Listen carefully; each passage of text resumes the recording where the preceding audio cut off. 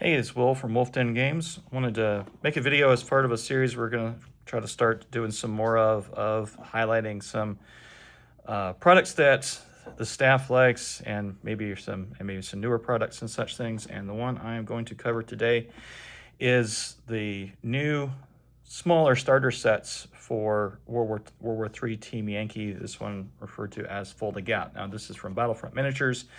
They also make Flames of War, which is their World War II game. The two games are fairly similar in rules structure. Miniatures are the same scale, so you kind of, if you know one game, you know just enough to get yourself in trouble with the other.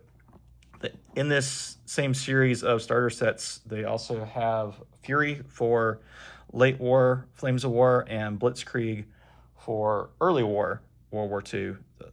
Early war tanks, the ones that just came out just a few months ago. All three of these sets retail for $34.99. So their starter sets are a pretty good price point anyway. I think $74.99 for those other starter sets. So this is an even better price point. Let me go ahead and, well, I guess before I open it up, I need to set the stage for what Fulda Gap is referring to. So World War III Team Yankee is set in the mid-'80s, and it is a little bit alternate history, but it's not like Weird War like Conflict 47 or Marcher or something like that. This is where the Cold War goes hot, and you are working with the technology as it was, the vehicles, tactics, as they were in the mid-'80s. So you've got things like M1A1s and T80s, which are the vehicles that appear in this set. Now, the connection that I have with these is that, so I went in the Army in 1995, and we were still basically using the same stuff and expecting to face the same stuff.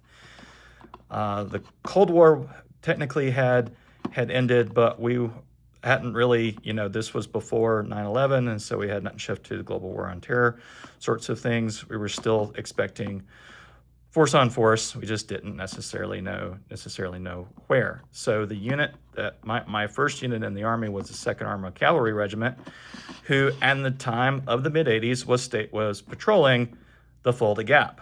So this is set with the unit that my first unit in the Army.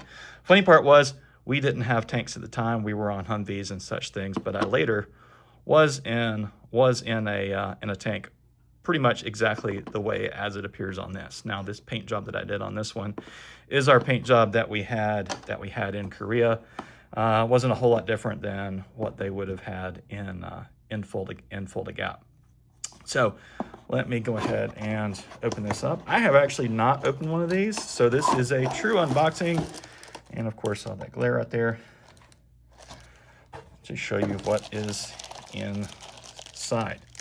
I'm going to take away the paper products. I should know that there is a significant amount of bubble wrap, knowing Battlefront stuff. So here we have sprues, dice. I'm going to focus on the sprues first. So the way Battlefront does things is particular factions are going to have their own color of sprue. So if you're dealing with a major power, your models are at least delineated by the color, and it's sort of close maybe to what they normally would be. Like if you're doing Flames of War, the German stuff is going to be a gray. U.S. is always this kind of bright green, sort of plastic. They don't have numbers on them like you probably will see with most stuff like GW or almost any other miniatures company. But honestly, the way these things go together is you don't even really need them as far as numbers identifying parts. You can just look at pictures and such things, and their directions are usually pretty good. Now, because this is HIPS plastic, you can use plastic glue to put these together, and I think it's the preferable way. You probably should have, especially if you want to magnetize these, you probably do want to have some super glue around. And for the most part, these things do take 5 mil by 1 mil round magnets fairly well. Sometimes they can get a little tight in those little sockets right there. So especially some of on the Blitzkrieg stuff, I've been using a 4 mil by 1 mil, and sometimes some 1/2 mil magnets. But they go together really well, and pretty good price points on those as well. If you don't want to use magnets, they do have a little, see if I can spot it on here. I can probably spot it on the T80. They do have a little, yeah, there it is. A little post that you can put in the bottom of the turret, so you can just slide it in there. So you don't have to magnetize. I really like it. But that is the sprues. I've been really happy with all their stuff. And this one you get, let me see if I can show it. You get two M1s. I haven't read through to see whether these are listed as being M1s or M1A1s. And they are different in the rules. So M1A1s are going to be pretty far more effective, because you're talking about 120 millimeter gun, as opposed to a I think it's a 105 on M1s. Straight M1s were kind of more the standard. The A1 had just been introduced. By the time I was in, we didn't really have any regular A1s. Everything was an A1. We were just starting to get A2s. And then you get three T80s. Let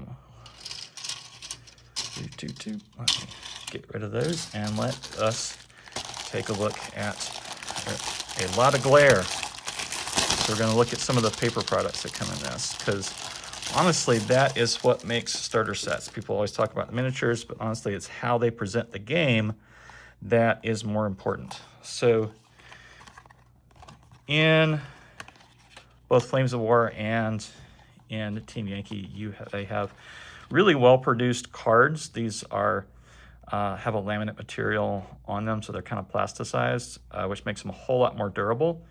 And they've got all the information on individual units that you need, and then any upgrades. And they have the special, I love the fact that they write the special rules on there, so I don't necessarily have to go look everything up if I can't remember. Have it written on there. And then for army building, you've got your different sizes of the units written on there. So only have 2 different kinds of units in this. Let's see, they've got, so one of the things, there's so many things I like about Flames of War and Team Yankee. One of the things is the tokens that they have. So you can get sets that have these little acrylic tokens, as far as like the stuff that you see here. Other things are bailed out. If something else becomes a leader, you have a little token for that. Usually you're talking about bailed out, and also the objectives. So whenever you get one of the, they call them gaming sets, the objectives are usually the flag of, or whatever symbol of a particular country, and this is the thing that you place wherever the mission says to place your objectives. So here we've got some pretty good thick cardstock for that. I think that's a pretty good way to economically do some objectives. And then it looks like they've got some uses of terrain right here, where you can just designate a little building right there. I think that's one way to give you some tactical things to have to deal with, break up some line of sight without really putting a whole lot more into it, and making the starter set even more expensive. So yeah, the others are round tokens. These are just little things all you're really trying to do is designate what the thing is about. They have some things on here for destroyed, which I probably wouldn't end up using these, because usually the thing that we do with destroyed in these games, and one of the reasons why I like to magnetize them, is you just have your little thing, you take your turret off and you flip it over. Some people will take some cotton or something that's made to look like smoke and put on it. Generally speaking, we've just been doing that sort of thing, because in this game, unless it runs away, like if it's destroyed, you actually leave this on the battlefield and it becomes terrain. So you can, blow something up, and then if it's your vehicle, you can take refuge behind it. If it might just be that you create, some cover for your opponent. So, or if you're talking about a choke point, you can end up making it such that you can't get across the bridge. I may have done that on a number of occasions. Didn't always think it through. Something hiding under there. And then we've got our rule book. Remember I mentioned, as far as like fairly self-explanatory rules, or not rules, instructions for assembly. You've got them. You've got them right here. Let's see. And then walking you through your first games. So they utilize a I-Go-You-Go system, so it's going to be fairly similar to some of the older style war games out there. They do make some allowances in it to mitigate things like alpha strikes. So usually stuff like everybody that is not going first on the first term gets gone to ground or something like that. So make it harder to hit. It is very difficult to destroy more than one or two things on your first turn with this game. So really stuff starts going around turn 3, which is kind of the usual for a lot of miniatures games. Yeah, it looks like they do a pretty good job of just walking you through each one of the things. Their rules are, for the most part, written fairly clearly. There are some times that, especially when you start talking about assaults and such things, that they can get a little wonky. But for the most part, they walk you through pretty well. So, and it's a fairly tight rule set too. So this is a pretty short introduction, which you think, for a $34.99 set, that is going to be the case. And they've got, what does it look like, 2 little missions? Yeah, they've got 2 little missions right here. I mean, you're talking 5 vehicles. All 3 starter sets have five vehicles. So not going to be a whole lot, but it does at least introduce you to the way objectives work, the way, especially how their turn sequence works. So maybe sometime I can actually put together a little battle report using this. We shall see. So if you want to look into this game, we've got this has already been released, so we have this on the shelves right now. So both the Fulda Gap, Fury, and Blitzkrieg. So whichever style that you want to go with. I've got plenty of other product, and I can order it fairly easily from Battlefront. So come see us, and let's hope that we can get some. You can come in here, and we've got some terrain too. So if you get your forces together, we can get some games going. All right, see y'all later.